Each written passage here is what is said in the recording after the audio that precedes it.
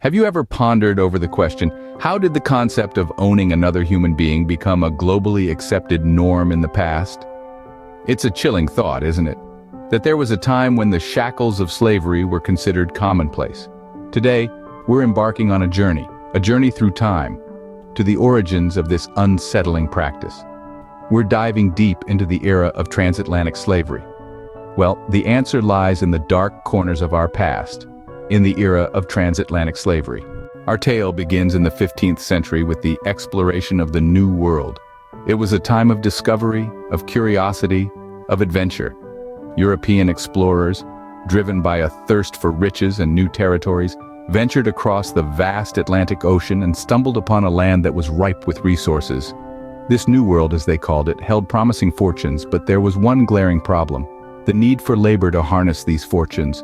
The indigenous populations were initially used for labor. But diseases brought over from Europe, coupled with the harsh working conditions, decimated their numbers. This created a vacuum for labor, a void that needed to be filled if the Europeans were to profit from the New World.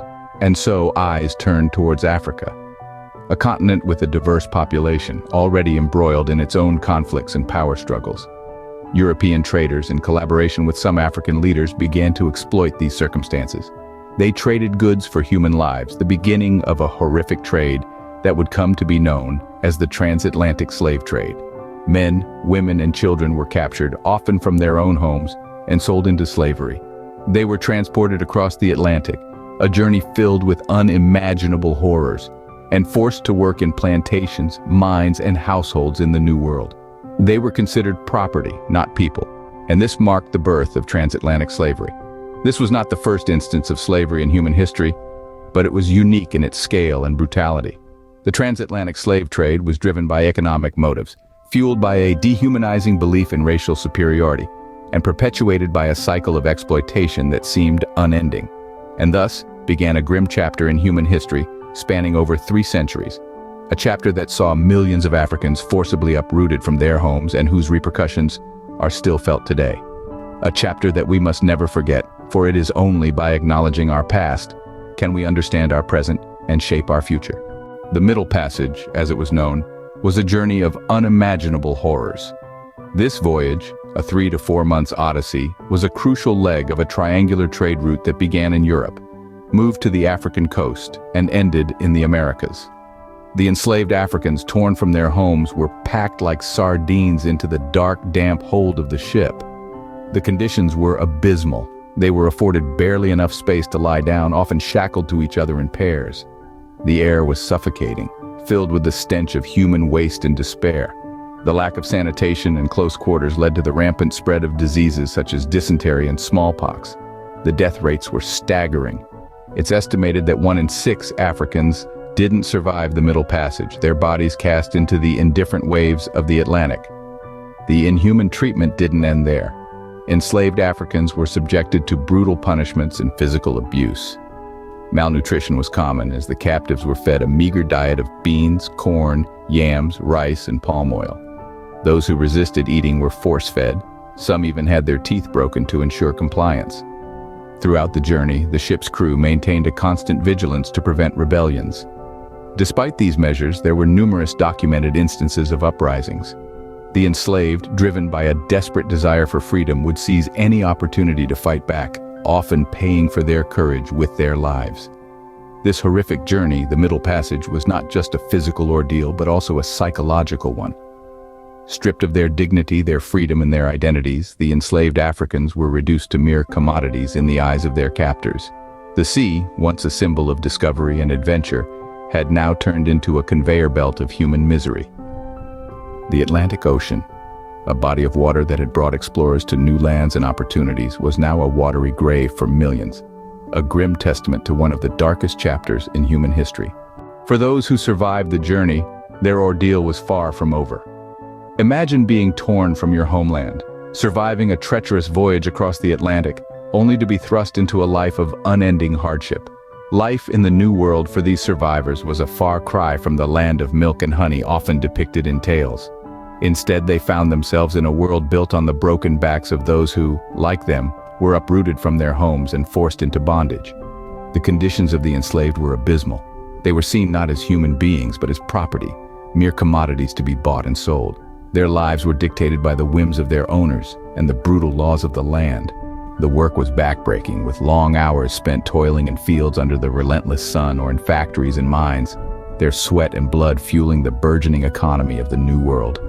The treatment meted out to these men, women, and children was often cruel and inhumane. Whippings and beatings were commonplace, served as punishment for the slightest perceived infractions. Families were torn apart, with children sold away from their parents, husbands from wives. Yet, in the face of such adversity, they persevered, clinging to their cultures, their languages, their faith, creating a vibrant tapestry that would come to define the very essence of the New World. The laws that upheld this system were as harsh and unyielding as the overseers themselves. Slavery was institutionalized, woven into the very fabric of society. Laws known as the slave codes were enacted, stripping the enslaved of any rights, reducing them to property in the eyes of the law. These laws served to entrench and perpetuate the system of slavery, creating a cycle of oppression that would last for centuries. In the land of opportunity, millions were denied the most basic of rights, freedom. The New World for these individuals was a world of bondage, a world where the promise of freedom was but a distant dream. But it was a dream they never stopped reaching for, a dream that would one day lead to the abolition of slavery, and a fight for equality that continues to this day.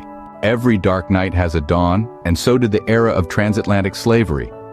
Just as the sun rises after a bleak night, the abolition of the transatlantic slave trade emerged as a beacon of hope in a time of despair.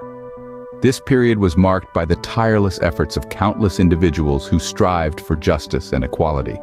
The abolition movement was not an overnight phenomenon. It was a long, arduous journey, marked by the relentless efforts of individuals and societies that believed in human rights and equality. Men and women, both enslaved and free from both sides of the Atlantic, played significant roles in this movement.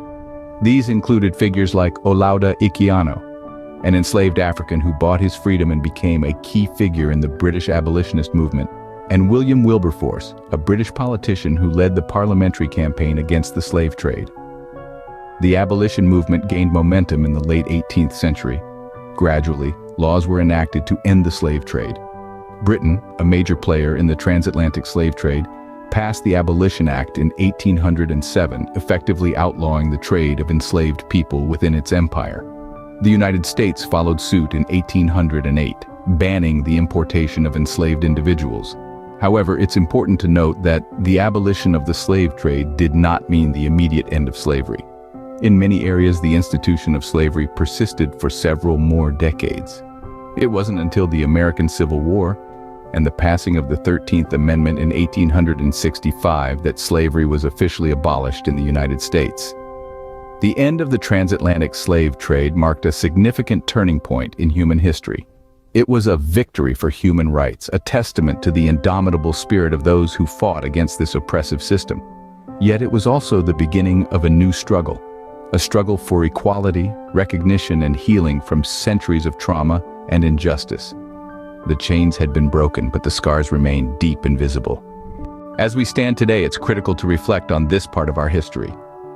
The transatlantic slave trade was a dark chapter, one that saw millions of African lives forcefully displaced, their freedom stolen, and their dignity trampled. It was a journey that began with the birth of this unfathomable trade, a journey fraught with unthinkable hardships across the Atlantic, and a life in the New World that was anything but new or world-like for those enslaved. The trade's eventual end came not out of benevolence, but a changing world order. Yet the ripples of this brutal system continue to shape societies on both sides of the Atlantic. It's visible in the racial disparities that persist, in the cultural syncretism that we celebrate, and in the ongoing struggle for equality and justice. Remembering this history is not about dwelling on the past, but understanding it. It's about acknowledging the pain and the resilience, the injustice and the fight for justice, the inhumanity and the undying spirit of humanity. It's about learning from our collective past to challenge and change our present, to shape a future where such atrocities never repeat. Let's not forget that the history of transatlantic slavery is a part of our shared human history. It is a testament to our capacity for cruelty, but also our potential for compassion, resilience, and change. History, after all, is not just about the past, but also a compass pointing to the future. Let it guide us towards a world free of injustice and inequality.